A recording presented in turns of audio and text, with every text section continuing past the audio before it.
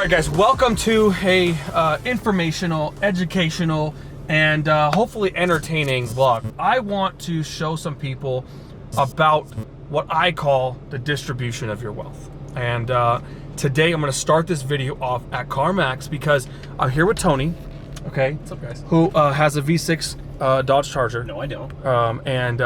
It's a V8, but it looks like a V6 because it doesn't have any of the badges on it. So it doesn't matter. Anyways, I've been really pushing Tony to upgrade for 2 years now since I've known him. Like, he's been driving the same car, and it's almost basically, in my opinion, a hoopty, right? Because Tony's around these badass cars all day at Royalty Exotic Cars, and he's like the head of the company. And personally, I believe that when you're the head of one of the largest exotic car rental companies in the country, you should feel good about yourself driving something crazy sick, but also affordable within your lifestyle, right? And so today, this video is going to be about how, Tony's salary can afford him what kind of car, right? Now, a brand new car, a used car, a little bit used car, there's a bunch of options here. And so we're gonna walk in there, and I'm gonna hope that we can find some stuff that puts a little bit of his salary into a compartmentalized perspective. Are you excited? I'm always excited. All right. Going to the business side of it with you is always a good thing because you have great insight. You've been through a lot, so let's do it. Just for a quick side note, I used to be a cable guy before I started this cool business. And when I was a cable guy, my first cool car was a Lotus when I worked for Cox Cable. And then when I got the job at CenturyLink, I ended up upgrading to a GTR, all right? I made less than $6,000 a month in both respects. When I had that Lotus, I made less than $4,000 a month. So how did I do that?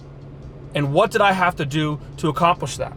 Those are questions we'll answer later. So we're out in the parking lot at 110 degrees. Yeah. Everything is disgustingly dirty. It must have rained yesterday, apparently, because this car is the car that I'm kind of pumped about.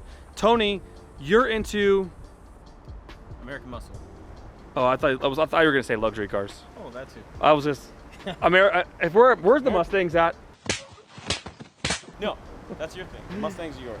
Okay. No, I love a good luxury car. I love the smooth, efficient ride, especially of the Mercedes.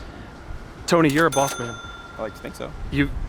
Well, if you're gonna accept being a boss man, you've got to feel and look and have the image of what your job is to be. Correct. So you cannot be driving around a V6 Charger when some of your employees drive BMW M3s. That's correct. That doesn't make any sense, right? Yes. Does that make you feel good? Well, no. Okay, I mean, look, I'm just saying. Some people really like to be frugal, and they like to drive, paid off cars when they have no bills and they just put money in their savings account. Now that's okay, but for me, that's like living just a pastime, right? If you're just buying time, right, which is if you're putting money in savings, investing in your retirement, which is not a bad idea, definitely do that, right? But a lot of people focus on that, and that's the idea that I'm kind of like trying to stray away from, because you're living today. What if tomorrow doesn't exist? What if we go into some crazy economic downturn and you have to live on all that money you saved? You'd be prepared, but would you have wasted the years it took you to save that money? Or if it doesn't happen. Or what if it doesn't happen, right? So like my point is that I always took care of three things, okay? I spent the majority of time as a cable guy in my work truck. So I always had the most comfortable, most beautiful work truck I could afford. After work, my passion was to build cars. So I always used to buy myself a project car, right? And then on the third approach was my house, right? I sleep the other 8 hours of the day. So I wanted to take care of those things right there. So Tony, your house is cool. It is. I have a nice house. I appreciate my house. Yeah. I don't have a work truck, thank God. So basically you get to combine the work truck and the project car in the same category. Exactly. Right? Yep. So right now, what are your expenses on your car? My insurance. Okay, but So like what is that expense? You're looking at $150 a month. All right, and then that car cost you $25,000? 28. $28,000, all right. And so now you have a car that's probably worth 50% of the value, $14,000. Yep. So you've spent How long have you had it? I've had it 2 years since it was brand new. So 24 months, and it's cost you $14,000 to drive that car, right? So I guess divide that, do that math, Mario. I don't know. I don't know either. I'm not here for the numbers. Can you get your calculator out so we need to get a calculator? All right, so the 14,000. Okay, it's probably going to be $450 a month. 583. Oh, I went the wrong way. All right. Terrible. So it costs you $583 a month. Yep. Would you rather spend $583 a month on your Dodge, okay, or $789 a month on a Mercedes S550? Right. So it's a tough choice. I do love my car. I don't want anybody to think that. Why I don't is it love a my tough car. choice? Because I love my car. $789 a month compared to $583? Yeah. You're talking about $206 to drive a car that is 4 times the original value. Or that represents my position. It doesn't even matter. You just No, that's this I'm car on has your side leather with that one. I mean, it's just a $206 difference. This is way better. Yes, you're correct. $206. Yep. I didn't tell you that this was $2,006 more a month. I told you it was $206 more a month. Yep. Okay. Does that not make you feel odd that you spent 2 years of your life driving a Dodge Challenger or Charger over an S-Class? It does. It feels odd. So Now, this car's $48,000. Okay. So at other cars that are $48,000, you could drive the same thing. Now, if you're not into luxury cars and you're into sports cars, that's a GT500 Mustang. That's a GT350 Mustang. That's like probably close to a Hellcat now. It's a lot of things. All right. So you're 16. It's a V8 Charger. Okay, I have to admit that because of the value. Only cost him $206 less to drive this. Now, insurance is going to be probably slightly, insurance could be more or less, right? Insurance is rated based on the amount of accidents that happen with a make and model for most insurance companies. So if the Dodge Charger is more susceptible to damage and stuff than a S550, the insurance could be less for this car. It's not based on the value at all. So we would have to look into that. But your insurance is $150, and I bet you it's just about exactly the same, if not less. Yeah, no. Right? We've talked about this being $206 more a month. And for a lot of people that don't understand, all right, you paid cash for your car when you bought it.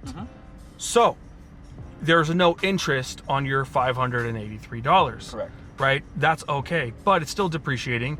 And you've maintained your car, which you'd have to maintain this car, and it's probably about the same amount of money. Oil is oil, maybe $40 extra for an oil filter, okay? The difference is, okay, this is $783 a month of someone else's money. So that $28,000 that you had to buy this car could have been invested in something that makes you a 5% return, all right? Now, 5% of $28,000 yearly would then make you $1,400 yearly. Now that is like literally putting your money basically in like a mutual fund that makes you 5%. Now that $1,400 divided by 12 is $120-ish a month. So that brings, for you just having that 28 grand in the bank, you just made $120 a month. That brings this payment even lower, okay? So minus 120 off, that's $783. And where are you at now? It's an $86 $86 difference. Now it's exactly. So you have literally spent the past 2 years giving your money to someone else, letting your money depreciate when you could have borrowed the bank's money, made money on the money, and let this car depreciate. Because truly, the monthly expense to have a car payment is essentially, no one buys cars now to make money, right? Unless you're buying big boy cars, hypercars, you don't make money in anything. So it's a cost of use. Right? That's why leasing is really cool, because you go out and you lease a car and you just get back in 3 years. This way, you have to give, if you want this car gone in 3 years, it's whatever it's worth. Just like your Dodge, whatever it's worth, right? And we're assuming it's worth 50% of the value.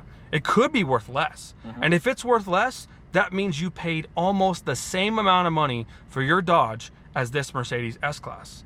That really doesn't make me feel good, right? But a lot of people do not understand this. Okay, this car here will depreciate. Now, if you bought this car brand new, it's spending way more money, right? But buying a 2-year-old one, the depreciation on this is far less than a 2-year-old American car, right? And that means that you can spend less money to drive this car than you could to drive the other car.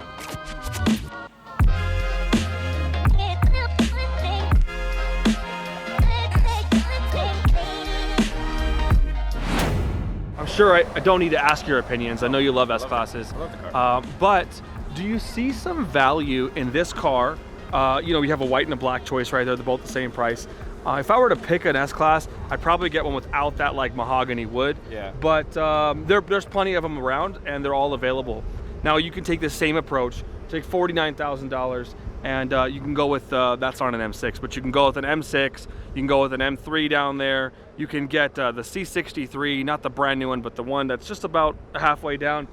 There's plenty of options here. S-Class is not your cup of tea, there's just everything. Now, and you could stay where you are today, right?